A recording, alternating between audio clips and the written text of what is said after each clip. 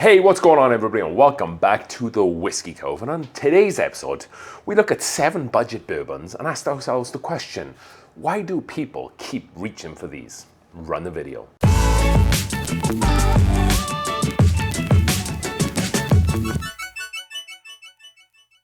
Hey, what's going on friends and allies? Welcome back to the Whiskey Cove. And on today's episode, we look at 7 bourbons, I guess one's a corn whiskey, and kind of just ask the question, why is it when people are looking for good budget whiskey, they keep reaching for these same whiskeys? We'll talk a little bit more about that. I'm very close to be giving up my 1 month of sobriety in support of the St. Jude raffle that we're doing. All the information is down below. I'm smelling bottles left, right, and center right now, and so I'm really able to pick up a lot more interesting notes from some of these bottles. Not just these ones, but some of the whiskey in general that I've been nosing. It's interesting that coming away from alcohol for a little while really heightens your palate and kind of resets the palate again. And I definitely should say to everybody, you should definitely consider doing that, even if it's just for a couple of days or a week at a time, just to kind of reset everything. However, bottle number 1, and that is going to be Evan Williams Bottled in Bond. White label, as some people like to call it. So this bottle is something that I talk about quite heavily on the channel, and there's a lot of bottles on this list that I do. And there's a reason for that. What I really like about this bottle of whiskey, Evan Williams Bottled in Bond, very findable. There's not many stores in the US, and maybe even some parts of the world, that you cannot get this bottle. The bigger size bottles, you're gonna get the biggest discount. So if you're looking for a very cheap, findable, mid-proof whiskey, bourbon even, this is your guy. However, with this, because I am fortunate I do have a lot of good bourbon, if I'm drinking whiskey neat, I'm generally not reaching for this bottle. If this is your budget, then this is a good bottle to be reaching for. However, there's other bottles on this list, if I'm drinking neat, I like to go towards. But I always like to have one of these big boys, that Evan Williams Bottled in Bond, because it's so versatile. In a cocktail, it doesn't consume the cocktail. It has enough proof and ABV that you know there's a good amount of whiskey in there, and it makes it very tasty. This has a lot of quintessential bourbon notes. It has the oak, it has a really nice candy cane sweetness there as well. And then also, to go with that, you have a really nice malty, almost caramel backbone, and that kind of stands up in a cocktail. For neat, I wouldn't get it. What are you paying for like a 750 milliliter bottle of this? Used to be around $13 to $14, even like a year and a half ago, 2 years ago, especially if you bought the bigger bottles and kind of did the math. However, this is definitely pushing closer to 20. I wouldn't pay more than $20 for this, primarily because there's a lot of other ones on this list that I would pay over this. But if you're looking for a cheap mixer that you're able to find everywhere, and on an occasion drink neat, then I think this bottle is your guy. And that's one of the reasons, and one of the many reasons, although one of the ones I just discussed, is why people are constantly reaching for Evan Williams Bottled in Bond. Multiple of those reasons are definitely good enough to be able to get that bottle and get it and be very, very happy with it. Moving on to the next bottle, and that is going to be the corn whiskey, because that is mellow corn. So this is the only non-bourbon whiskey on this list, and this bottle looks a little bit like that if you're not too familiar with what mellow corn looks like. It has a bit of a cult following. So this is, albeit this is corn whiskey, it is bottled in bond. You don't have to be a bourbon, or the whiskey doesn't have to be a bourbon to be bottled in bond. So this is, so with bottled in bond, what do we know at the very least about this whiskey because it's bottled in bond? We know it's aged at least 4 years, it has to be. It's made by one distiller over one distilling season, and also 50% ABV and 100 proof. They're the things that we know for sure. And it's actually quite tasty. You're gonna be paying around $15, maybe 20 bucks at a push.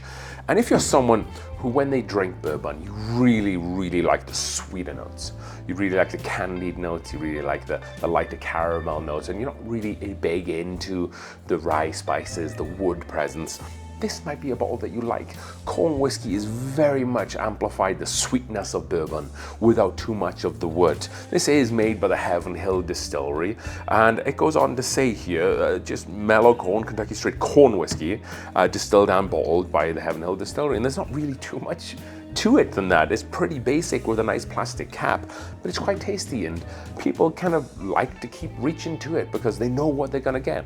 They're gonna get a nice sweet drinking whiskey, very approachable, not much burn. And again, much like the Evan Williams, you can put it into a cocktail and it kind of stands up. You lose a little bit of the wood notes because it's not a bourbon in a cocktail, but it's very approachable and most places very findable. It's findable here in Colorado, but I know in some states you probably cannot get that. The next bottle, Old Grandad 114. They just released a new Old Grandad 50% ABV, 100 proof, 16 years of age. And that really puts this bottle into context because that new bottle that I just mentioned, the 16-year bottle, was $210 at the distillery, which is considerably higher than any of the Old Grandads that have been put out. So this was the original, most expensive, if you like. And this was going to cost you about $25 to $30. There was a period about a year or two ago where people got on to just how good this whiskey was, and it was being bought up everywhere. I wouldn't say that it was allocated, but I would say it was just harder to find. 114 representing the 114 proof that is in this bottle of 57% ABV. If you're someone who doesn't like spicy whiskey in a way, high rye whiskey, this isn't going to be for you. If you like a little bit more of a bite with your whiskey, some more spices with a little heat there as well and a nice wood presence, then you'll quite like this. It's not cask strength, it is a 57% ABV. It can drink a little hotter than that, if I'm completely honest. I feel like it's more 60% ABV, truth be told. However, it has so much going for it, considering it's a $25, $30 bottle of whiskey. It's very tasty, plenty of that new American barrel char, like a cinnamon red hot note. It kind of is in a way similar, has some similar notes to like a George Remus, a cask strength of this MGP's own brand, and some similarities with some Stag. Stag's a lot sweeter than this, so it reels in some of those spicy cinnamon notes, but some Stag Genius that I've tried definitely has that flavor profile with it. Very findable bottle, very fun bottle to drink as well, and that 114 proof really kind of takes it up to the next level. And those are findable in Colorado now for like $25, $30, so you shouldn't be too hard to find at this moment. Moving on, 1792 small batch. I could have put Buffalo Trace on this list. Spoiler alert, I didn't. That's because I felt like we had enough Sazerac related products already on this list. 1792 is often a bottle that is in that same tier as Buffalo Trace and say John Bowman small batch. And this really doesn't get enough credit for it. Why is that? Well, this doesn't have as much depth as I would say Buffalo Trace has. I think Buffalo Trace, the wood notes really help it out, and the spice notes really help out the longevity of the finish. The finish does fall off a little bit of this bottle, from this bottle. What I really like about this is if you're someone who likes more of the vanilla notes, and this has like almost a bouquet of almost like rose water with some strawberries and raspberries and some of the vanilla notes. It's really pleasant. It's a very pleasant bourbon to drink. This is one of my favorite options to give people who never drink bourbon neat or never drink whiskey neat, because it's very approachable. And I don't like to use the term, but it is very smooth and easy going down. Not much of a Kentucky hug.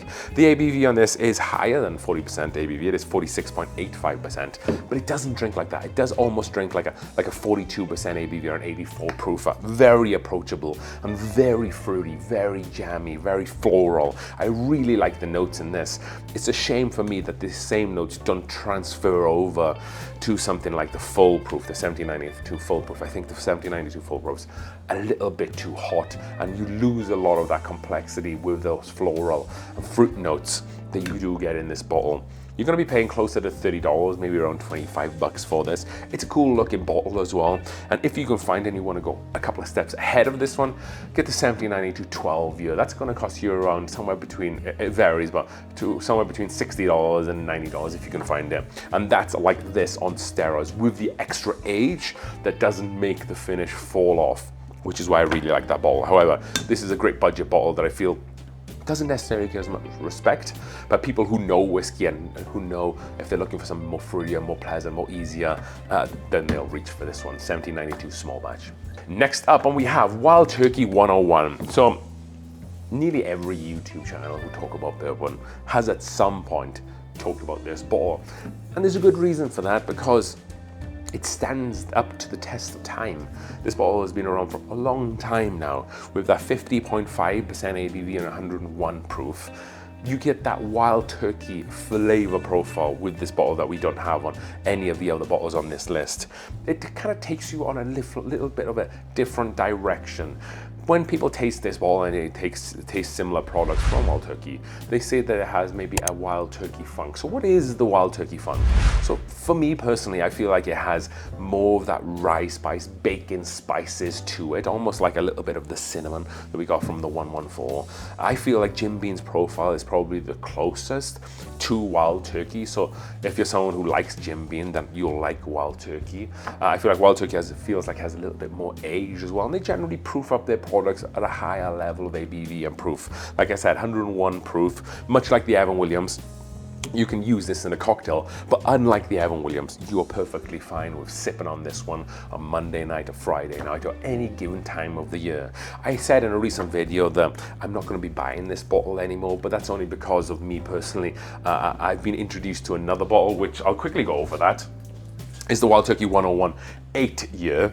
This is like the 101 but on steroids. However, if you enjoy the 101 very much, the regular base one, and you haven't had this one, don't drink this one, because it ruins this one to a degree. It doesn't make the whiskey bad, but you always know that 8 years is just a little bit better. However, this is going to set you back about $20–25.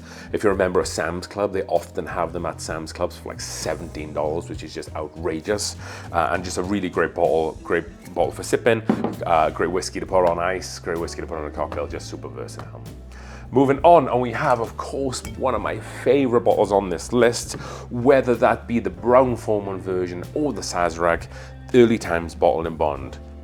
$20. Yes, this is probably, looking at these bottles here, the most hardest to find on this list, but if you can find it, and I've never had a hard time finding this bottle. We're fortunate in Colorado that it does come here quite a lot, but also even when I've been traveling around, I've seen it quite a lot as well. I know some states struggle with that. However, $20 bottle, 1 liter, 50% ABV, 100 proof, bottled in Bond, and you're getting a hell of a lot of whiskey. I will say, when I first opened this and tried this, not this specific bottle, many moons ago, wasn't the biggest fan from the get-go. It was a little bit too leathery, a little bit too much of like tobacco spice there. And then I kind of left it a little bit. And then a few months went by and I went back to it. And this whiskey opened up like a blooming flower in the summertime that had just come and grown from winter.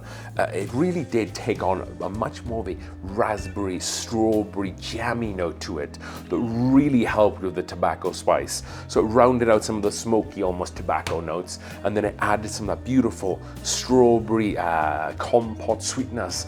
So it had the sweetness, it had the fruit flavors, it had the oak backbone, and then it had some of the spice as well. And it really became this complete whiskey. And if you don't already know, Brown-Forman used to own this. They sold this bottle to Sazerac, but they used Brown-Forman when they made this bottle. They used the same mash bill as King of Kentucky.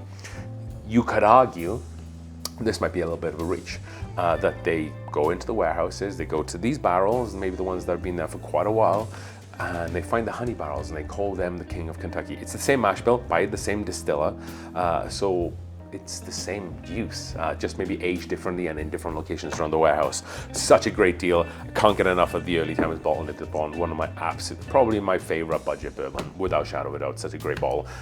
Sazerac, do not mess it up. Last bottle on this list, and that is going to be Evan Williams Single Barrel. So this looks like this. This is making a little bit of a comeback here lately. This was selling so well that Heaven Hill, who own the Evan Williams brand, was just like, we are selling out of this way too fast, so let's reel all the bottles back in and only make it and sell it in Kentucky. Of course, only make it in Kentucky, but only sell it in Kentucky. So this went missing for a little while. We didn't see this in Colorado. I don't think I saw this 3 years ago. And then this year, it made a bit of a comeback where they caught up a little bit more on the distillate, because much like some of the other bottles on this list, that we can only assume they're at least 4 years old, maybe some are younger, but we're just going off bottle and bond. This bottle is 7 years old. So actually, let's have a little look here. No, actually, that is a lie. This specific one is more closer to 8 years old, 7 years and 9 months. So you're getting a lot more age. I will say that I've had some of these, they do fall a little bit flat sometimes. However, the vast majority of them, you're getting like a really nicely middle-aged whiskey. Can sometimes have a little bit of a peanut note that some people can associate with Heaven Hill and some of the Evan Williams' brand, but has enough going on there as well with the spice that kind of lifts it up a little bit. I would say the peanut note is more like a peanut brittle, so more of a sweeter note. And then with the age statements, which usually sit between 7 and 8 years, you get that new charred American oak character that is in there as well. Very approachable, very easy to drink. Again, a bottle that I would say I would like to give to a beginner. ABVs on this is a little low. It is 43.3% ABV or 86.6 proof.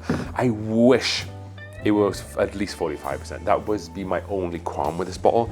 But those folks, much like the rest of the bottles on this list, who know whiskey or who are whiskey aficionados, if you like, do constantly reach for this bottle because great value for money. It was a shame that when it came back, the price did go up a little bit, closer to like 35 bucks.